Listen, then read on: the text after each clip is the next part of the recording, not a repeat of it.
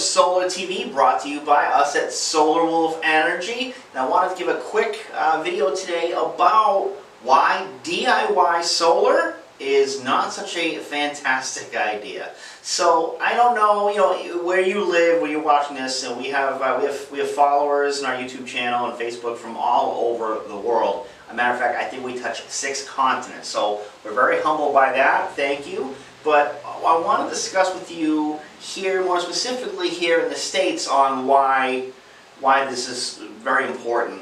So aside from the most obvious reasons, right, electrocution, safety kind of thing, roof mount, ground mount, things like that, we'll kind of go over some of these. So the biggest reason, most obvious, let's do that one, it's going to be electrocution, right? So this is getting tied into your either electric panel or your meter socket, however you're tying it into your house, that's obviously live. Now, if you want to, I wouldn't recommend this because this is not even legal, but if you take the meter out from the house and then do any connections, when you go to put it back in, that could cause a massive explosion, right? A short, which will cause an explosion, if you will, and very dangerous, obvious, right? Now the other side effects, the other detrimental potential issues you could have are, if you're putting it on the roof, you could have faced, if not installed correctly, a leaky roof, which sometimes if you put a solar system in and you don't put it in correctly, you may not even know there's a leak until it's far too late.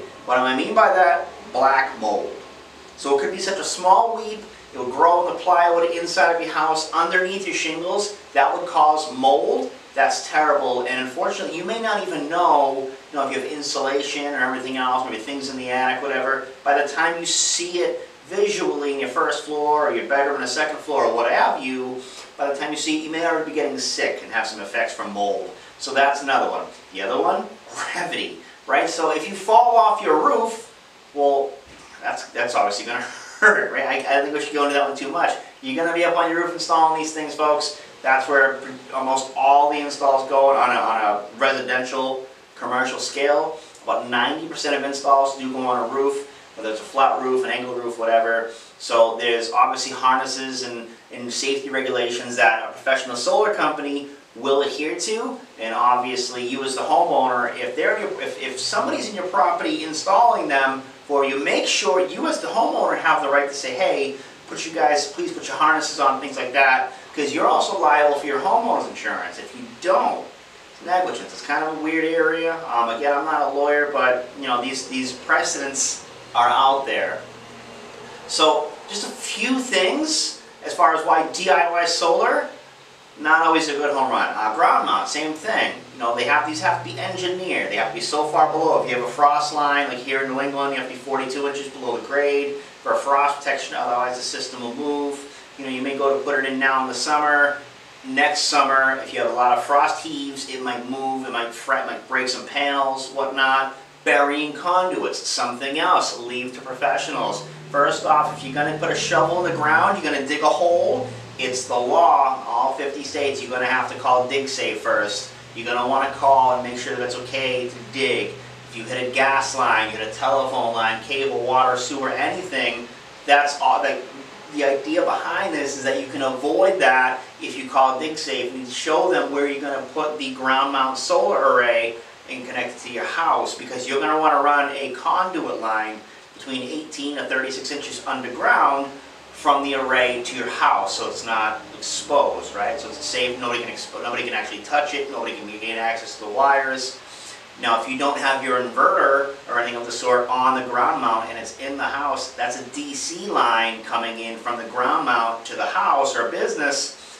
That's also, the voltage is terrible. A DC electrocution is completely different from an AC electrocution. Going back to the roof side of things, which is why you don't want to do a DIY, is because if you have DC voltage coming down from your roof to the inverter and the sun's out and you have a live wire connected, you'll actually get electrocuted. If it's coming down from the roof, it's live. So another reason why you want to be careful. So this is just a small few amount of things.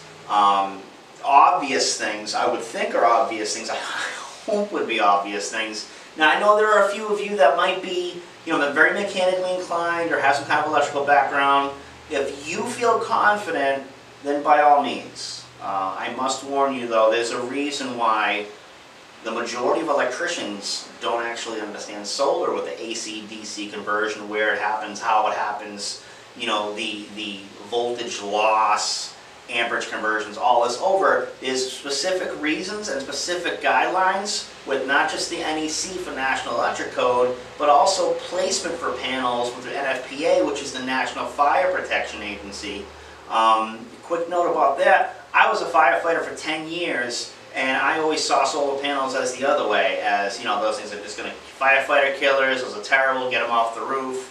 Of course, this is going back at least 10 years, so things have changed, obviously, in my outlook, but I understand the value for my children, for clean energy on that side of it, and I think it's worth it, right? So if I didn't, we wouldn't have started this. So I just wanted to kind of give you guys a short video on the potential pitfalls, things to look out for, and why you really should hire a professional for solar PV, photovoltaic installations on your home or business or where have you, because there's a lot of things that could go wrong. For what little money you saved over the long term, keep that in mind. The reason you're doing this is two reasons. Hopefully for the environment is the first reason.